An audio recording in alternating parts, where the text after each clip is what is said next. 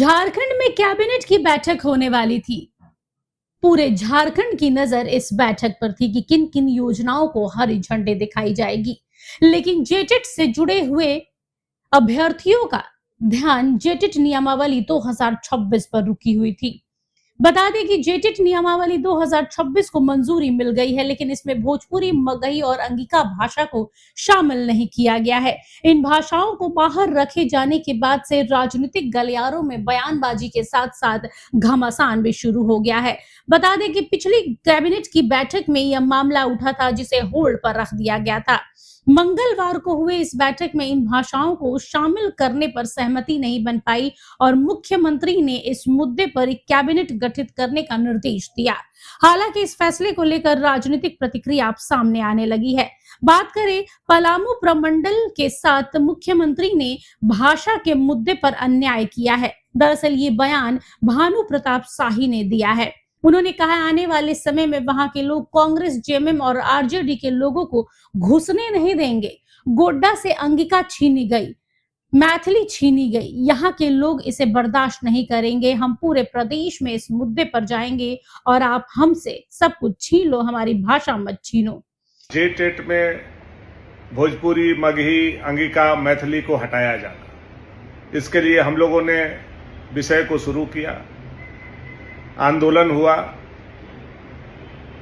पुतले जलाए गए, विरोध प्रदर्शन हुआ, छात्र सड़क पर उतरे।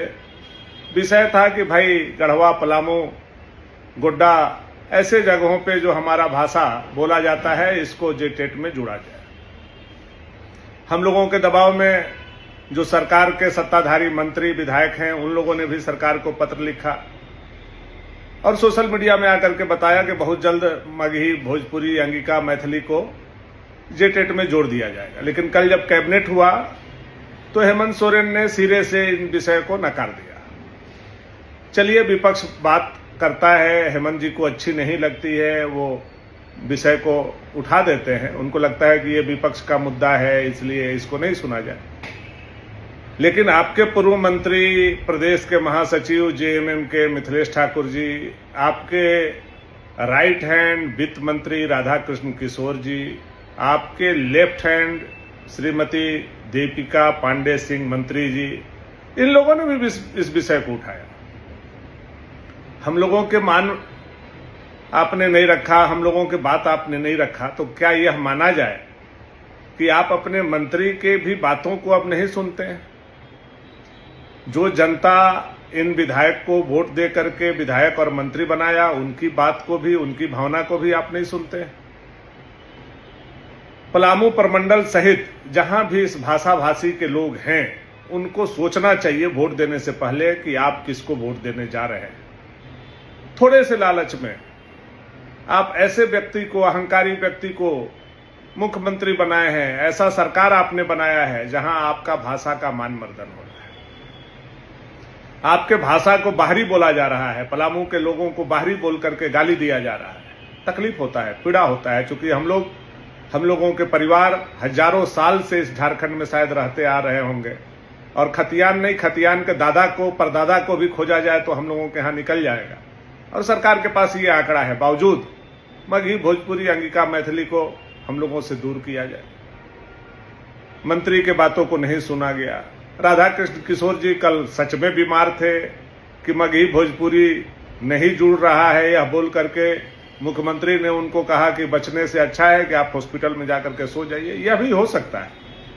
तो खैर, ये राधाकृष्ण किशोर जी जानेंगे और ये मुख्यमंत्री जी बताएंगे। लेकिन कितना दुर्भाग्य है झारखंड के लिए कि इन भाषा को बोलने वाले 80 लाख से 1 करोड़ लोग हैं, आपने उनका मान मर्दन किया। आपको उनका समर्थन नहीं चाहिए, आपको उनका वोट नहीं चाहिए। आपके विधायक, आपके पार्टी के नेता बोल रहे हैं, वह गलत बोल रहे हैं, यह आपने साबित किया। पलामू के जनता को, गढ़वा के जनता को, चतरा के जनता को, गोड्डा के जनता को, बाकी जगहों के जनता को इस पर विचार करना चाहिए कल का कैबिनेट के बात पर। और आप लोगों को सोचना चाहिए कि यह सरकार क्या कर रही है और क्या सही है और क्या गलत है, यह सारा विषय आप लोगों पर हम लोग छोड़ते हैं। हम लोगों ने आंदोलन किया। वहीं स्वास्थ्य मंत्री इरफान अंसारी ने भी इस पर बयान दिया। उन्होंने कहा कि यह मामला गंभीर है, चाहे जेटेट हो या फिर छात्र, मुख्यमंत्री सभी को साथ लेकर चलते हैं, राज्य के हितों की रक्षा कर रहे हैं। जेटेट परीक्षा जल्दी होनी है। अगर इसे एक्सटेंड किया गया तो छात्रों को नुकसान होगा और परीक्षा बाधित हो जाएगी। इसलिए कमेटी गठित की गई है। बेवजह कुछ नेता भाषा का विवाद खड़ा कर रहे हैं। यह परंपरा ठीक नहीं है। अगर कोई विवाद है तो कमेटी उसे देखे और राज्य के बच्चों की चिंता करे। वहीं दूसरी ओर दीपिका पांडे सिंह कैबिनेट की बैठक में बैठी हुई थी। जैसे ये फैसला लिया गया कि भोजपुरी, मगही और अंगिका जेटेट नियमावली 2026 में शामिल नहीं है, जिसके बाद उनकी नाराजगी साफ देखी गई। वो वहां से उठकर चली जाती हैं और उनके जाने की खबर जैसे राजनीतिक गलियारों में आती है कि क्या दीपिका पांडे सिंह नाराज हैं हेमंत सोरेन के इस फैसले से या उनके विरुद्ध हैं।